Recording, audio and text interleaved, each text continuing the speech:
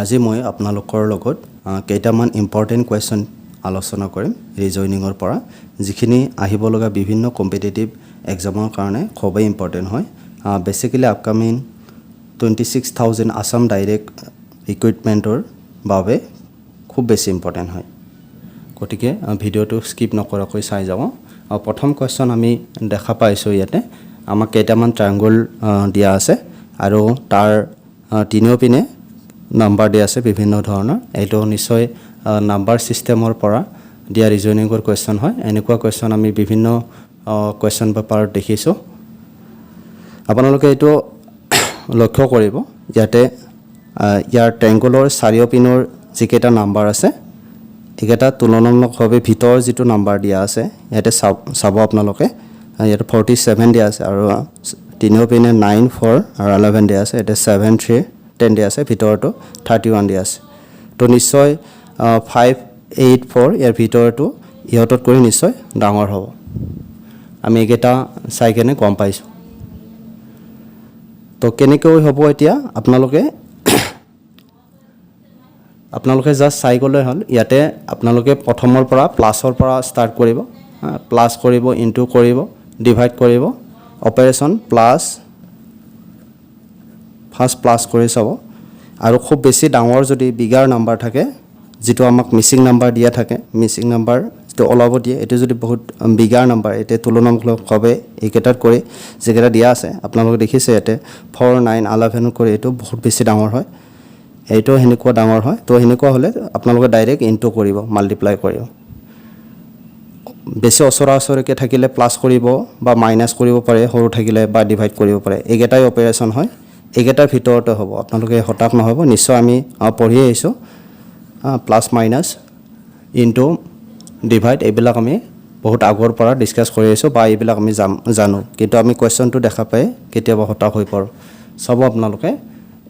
নিশ্চয় যিমান আমাক ৰিজনিঙৰ কুৱেশ্যন দে হিয়তে এটা ফৰ্মত থাকিব নহলে এটো কুৱেশ্যনে নহব ৰিজনিং নহব এটো নিশ্চয় এনেকুৱা ফৰ্ম দিয়া আছে আমি প্ৰথমৰ পৰা এনেকে ট্ৰাই কৰি যাম মই কৈছো এটো তুলনামূলকভাৱে একেটাত কৰি অলপ বেছি ডাঙৰ নাম্বাৰ হয় এটো 47 4 9 আৰু 11 কৰি বা 31 7 3 আৰু 10 কৰি বা ইয়াৰে যেটো মিসিং নাম্বাৰ আছে এটো তুলনামূলকভাৱে এটো ইহতত কৰি ডাঙৰ হ'ব অলপ বেছি ডাঙৰ হ'ব সেই কাৰণে আমি কি ডাইৰেক্ট মাল্টিপ্লাই কৰি চাম সস মই যদি প্ৰথমৰ পৰা এনেকৈ চিন্তা কৰো যে 11 ইনটু 4 কিমান হয় বাৰু 44 11 4 জাৰ 44 আৰু 9 বহুত ডাঙৰ হৈ যায় এটো নিমিলে নহয় জানো 47 আছে 47 নহয় তো নিশ্চয় এটা এই দুটা যদি আমি চাও 11 ইনটু 9 99 প্লাস 4 ডাঙৰ হৈ যায় এইটোৰ লগত নিমিলে 47 ৰ লগত নিমিলে বহুত ডাঙৰ হৈ যায় 4 plus 4 into যদি 9 কৰে আমি 4 9 জাৰ 36 নিশ্চয় 4 9 জাৰ 36 plus 11 যদি কৰো আমি 36 plus 11 কৰিলে নিশ্চয় আমি কি পাম 47 পাম তো আমি কি কৰিছো 4 into 9 কৰিছো পিছত কি কৰিছো এটো প্লাস কৰিছো কৰে ৰিজাল্ট কিমান আহিছে 47 তো এটো এতে একেই অপাৰেচন মিলিছে না আমি চাম আমি কি কৰিছিলো এই দুটা আমি প্ৰথমটোত মাল্টিপ্লাই কৰিছিলো ওকে 7 into 3 21 plus 10 definitely 31 হয় তো similarly এটো হেই ওকে অপাৰেচন হ'ব 5 into 8 5 8 জাৰ 5 8 জাৰ definitely আমি জানো 40 হয় তো 40 plus 4 হ'ব 40 plus 4 definitely answer to এতে কি হ'ব 44 হ'ব এটা আমাৰ অপচনত আছে কিমান number question number option number B আছে 44 নিশ্চয় আপোনালোকে বুজি পাইছে আপোনালোকে এনেকুৱা বিভিন্ন ধৰণৰ কোৱেশ্চন আপোনালোকে নিজে লিখি কেনে এনেকুৱা টাইপৰ নিজে লিখি কেনে কৰি চাব পাৰে বৰ্গাকৃতিটো এনেকুৱাকৈ দিব পাৰে ঠিক আছে আয়তাকৃতিটো দিব পাৰে চাৰিটা এনেকুৱাকৈ নাম্বাৰ দিব পাৰে আপোনালোকক ঠিক আছে এটা মিসিং দিব তো আপোনালোকে এইকেটা অপাৰেচনৰ ভিতৰত হ'ব প্লাস ইনটু মাইনাস আৰু ডিভাইড এইকেটা কৰি চাও নিশ্চয় আপোনালোকৰ কাৰণে এটি মই হোমৱৰ্ক দিছো আপোনালোকে চাই যাও কৰি চাব ঘৰত নিশ্চয় পাৰিব এনেকুৱাকৈ মাল্টিপ্লাই কৰি চাব, প্লাছ কৰি চাব, ডিভাইড কৰি চাব, ছাবট্ৰেক্ট কৰি চাব, নিশ্চয় ইয়াতে মিছিং নাম্বাৰ ইয়াতে ছেকেণ্ড ট্ৰাইংগলটো দিয়া আছে, দ্বিতীয় ত্ৰিভুজটোত ইয়াৰে নিশ্চয় মিছিং নাম্বাৰটো অপশ্যনত থাকিব। আপোনালোকে ওপৰটোৰ দৰে সেনেকুৱাকৈ অপাৰেশ্যন কৰি কিনে চাব। ছেকেণ্ড টাইপ কুৱেশ্যনটো আমি দেখিছোঁ, ইয়াতে নিশ্চয় এইটো ৰেচিঅ'ত দিয়া আছে, অনুপাতত দিয়া আছে। এইটো ইকুইভেলেণ্ট চিম্বল হয় আৰু এইটো অনুপাত চিম্বল হয়। নিশ্চয় ৰেচিঅ' চিম্বল আপোনালোকে গম পায় যে ইয়াতে দিছে 24:36 ইজ ইকুইভেলেণ্ট টু 21 এটা মিছিং নাম্বাৰ দিয়া আছে। নিশ্চয় এইটো আমি কৰিব গ'লে মানে এইটো যিমান হাৰত এইটো যিটো ফৰ্মত আছে 24:36টো ইয়াতেও 21 আৰু মিছিং নাম্বাৰটো সেই একেই ফৰ্মত, একেই ষ্ট্ৰাকচাৰত আছে, একেই গঠনতে আছে। ঠিক আছে, তো আমি এইটো মিছিং নাম্বাৰটো ওলাব লাগে। তো আপোনালোকে মানে এইটো আৰু এইটো চিমিলাৰ হয়, মানে আপোনালোকে এইটো ওলাব লাগে লাগিলে ইয়াৰ হেল্প ল'ব লাগিব। এইটো ওলাবলৈ মিছিং নাম্বাৰটো ইয়াৰ হেল্প ল'লে হ'ল। এইটো যিটো ফৰ্মত থাকে, যিটো ফৰ্মটো ছেটিছফাই কৰে, আপোনালোকে এনচাৰটো চাব লাগিব, চাই কেনে যিটো ফৰ্ম ছেটিছফাই কৰিব সেইটো একেই ফৰ্মটো আমি দিব পাৰিম। অ'কে, এইটো আমি দেখা পাইছোঁ। ইয়াতে মই আপোনালোকক কৈছিলোঁ প্ৰথম কুৱেশ্যনটো যে ইয়াতে অপাৰেশ্যন হ'লে প্লাছ মাইনাছ ইনটু আৰু ডিভাইড কৰিব লাগে। ঠিক আছে, তো ইয়াতে আকৌ ইনটু কৰি দুটা ছেম নাম্বাৰো ইনটু হ'ব পাৰে, আপোনালোকে সেইটো মনত ৰাখিব। দুটা ছেম নাম্বাৰ হ'লে স্কুৱেৰ হ'ব, তিনিটা যদি ছেম নাম্বাৰ হয় আপোনালোকে জানে, হ'লে এইটো কি হৈ যায়, কিউব হৈ যায়। এ ইনটু এ মানে এ স্কুৱেৰ, এ ইনটু এ মানে এ কিউব হয়, এইটো মনত ৰাখিব। তো এইবিলাক ইনটুৰে অপাৰেশ্যন হয়। আৰু যদি ৰুট অভাৰ থাকে, ছাপ'জ ৰুট অভাৰ এ, যিকোনো এটা নাম্বাৰ ৰুট অভাৰ ল'লে এতিয়া আচলতে এৰ পাৱাৰ হাফ হয়, মনত ৰাখিব। সেইটো আচলতে এৰ পাৱাৰ হাফ হয়। ছাপ'জ মই ইয়াতে এটা নাম্বাৰ লিখিম, suppose root over 9। Root over 9 মানে আচলতে 9ৰ power half. Root over 9 means actually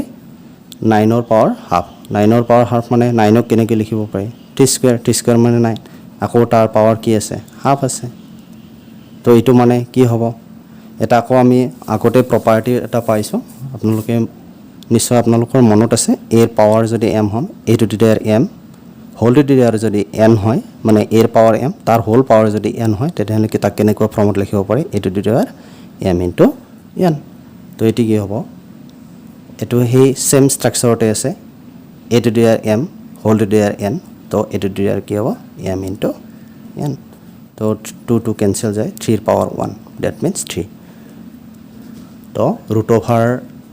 9 মানে কি পালোঁ আমি, নিশ্চয় 3 পালোঁ। এইটো আমি জানো, আৰু এইটো এনেকুৱাকৈ ওলায়, মানে ৰুট অভাৰ থাকিলে তাৰ পাৱাৰ হাফ হয়, মনত ৰাখিব। আৰু দুটা ছেম নাম্বাৰ হ'লে স্কুৱেৰ হ'ব, আৰু যদি তিনিটা ছেম নাম্বাৰ মাল্টিপ্লাই কৰি কি হ'ব, 4টা হ'লে এ টু দি পাৱাৰ 4 হ'ব, 5টা হ'লে এনেকুৱা 5টাই মাল্টিপ্লাই কৰে এ টু দি পাৱাৰ 4। তো যিকোনো নাম্বাৰ এনেকৈ যদি মাল্টিপ্লাই কৰোঁ আমি, যিমানটা মাল্টিপ্লাই কৰোঁ তাৰ পাৱাৰ হয় এইটো। নিশ্চয় এইখিনি কনচেপ্ট আমাৰ আছে, তো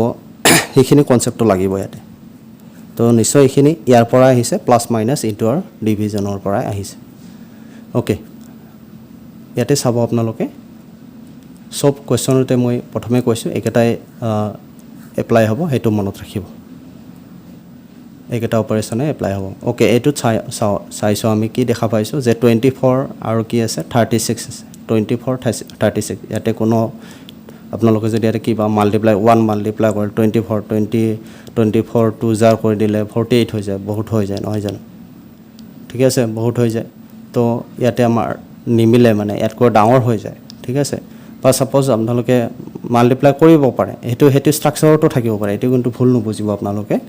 সেইটো আপোনালোকে কুৱেশ্যনটো এনচাৰটো চাইহে মানে ষ্ট্ৰাকচাৰটো হ'ব, আচলতে কোনটো ফৰ্মত আছে। ছাপ'জ মই যদি আপোনালোকে যদি এতিয়া এনেকৈ চিন্তা কৰে, ছাপ'জ যে 24, কিছুমানে এনেকুৱা ভুল কৰি আহে বহুত, 24 ইনটু ছাপ'জ মই 2 কৰিলোঁ, কি পালোঁ বোলে 48। তো কিমান বাকী আছে, 36। তো 24ৰ পৰা আমাক দিয়া আছে 36 নহয় জানো, তো 36 গ'লে কিমান হ'ব, 2 1 12 বাকী আছে নহয় জানো, এইটো কিমান বাকী আছে 12। তো আপোনালোকে এইটো এনেকৈ কৰিলেও হ'ব, ছাপ'জ 21 আছে, ইয়াতে 21 দিলে আপুনি, তো তাৰপিছত কি দিলে, ইয়াতে কিহেদি মাল্টিপ্লাই কৰিছিলে আপুনি, 2 দি মাল্টিপ্লাই কৰিলে, 2 1 জাৰ 2, 2 2 জাৰ 4, তো মাইনাছ কৰিছিল কিমান মাইনাছ আছিলে নিশ্চয় ডিফাৰেন্সটো কিমান আছিলে ইয়াৰ আৰু ইয়াৰ ডিফাৰেন্সটো কিমান আছিলে নিশ্চয় 12 আছিলে মাইনাছ কৰি আমি পাইছোঁ তো 12 যদি ইয়াক আমি মাইনাছ কৰি দিওঁ তেতিয়া কি পাম আমি নিশ্চয় এইটো 30 পাম কিন্তু আমি দেখিছোঁ ইয়াৰ অপশ্যনত আমাৰ এনসাৰত 30 অপশ্যনটো নাই মানে তো হেতু মানে এটো সেম এটো যে আমি যে কৰিলো এটো 2d মাল্টিপ্লাই কৰি 2d মাল্টিপ্লাই কৰিছো কৰি মানে বিয়োগ কৰিছো কিমান বিয়োগ কৰিছো 12 বিয়োগ কৰিছো ইয়াতে তো ইয়াতেও 2d মাল্টিপ্লাই কৰি যে 12 বিয়োগ কৰিলে এটো 30 হয় এটো যদি সেম অপাৰেশনত যদি আমি কৰিব লগা হলা হয় আপোনালোকে বুজি লব যদি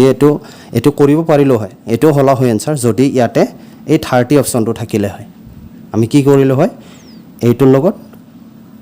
লগত 2d মাল্টিপ্লাই কৰি কেনে ইয়াৰ পৰা 12 মাইনাস কৰিলে নিশ্চয় আমি কৰিছিলো 2d মাল্টিপ্লাই কৰতে কিমান পাইছিলো 40 তাৰ পৰা 12 মাইনাস কৰতে আমি কি পাইছিলো 36 পাইছিলো ঠিক আছে এতিয়া সব আপোনালোকে হে সেম অপাৰেশন যদি ইয়াত আমি কৰো তেনে হলে আমি কি কৰিব লাগিব 21 ৰ লগত 2 মাল্টিপ্লাই কৰিব লাগিব ডেফিনেটলি 42 পাম 42 ৰ পৰা সেম অপাৰেশন কৰিলে নিশ্চয় 12 মাইনাস কৰিব লাগিব কাৰণ এটোৰ পৰা এখিনি ডিফাৰেন্স কিমান আছিল 12 আছিল তো আমি যদি 12 মাইনাস কৰো ঠিক আছে এটোৰ পৰা 12 মাইনাস কৰি নিশ্চয় কি পাইছো আমি 30 পাইছো